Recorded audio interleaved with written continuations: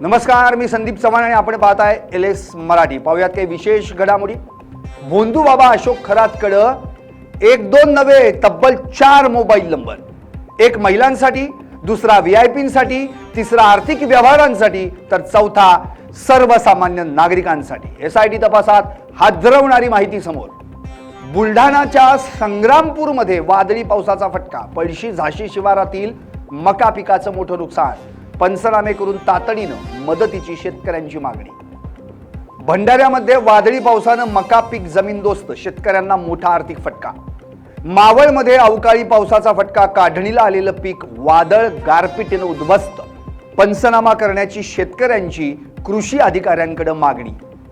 साताराच्या सदर बाजारात गॅस गळती, अग्निशमन दलाच्या तत्परतेनं मोठा अनर्थ टळला। 15 मिनिटांमध्ये ऑपरेशन यशस्वी, नागरिकांनी सोडला सुटकेचा निश्वास।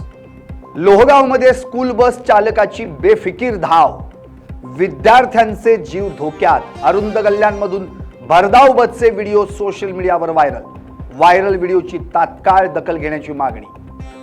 मुंबई उच्च न्यायालयाचा कुर्ला बस अपघातातील चालकास जामीन मंजूर। बेस्ट बस चालक संजय दत्ता मोरे जामिनावर सुटला। मोरेवर सदोष मनुष्यवध आणि इतर गुन्हे दाखल। मोरेकडून 22 वाहनांना धडक, अपघातात 9 जणांचा मृत्यू, 37 जखमी। इंदापूरच्या पळसदेवमध्ये जुन्या वादातून मारहाण, 7 जणांविरोधात इंदापूर पोलिसांत गुन्हा दाखल। आरोपींमध्ये सरपंचाच्या पतीचाही समावेश। संभाजीनगरमध्ये गुन्हे शाखेची मोठी कारवाई, MD ड्रग्जसह 4 आरोपी अटकेत, 10 लाखांहून अधिक मुद्देमाल जप्त, पोलिसांची मोठी कामगिरी।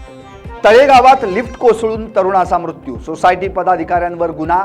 6व्या-7व्या मजल्यादरम्यान अडकलेली लिफ्ट थेट खाली कोसळली, लिफ्टचा दोर तुटल्यानं भीषण अपघात। आणखी काही विशेष घडामोडींसाठी पाहत रहा LS मराठी।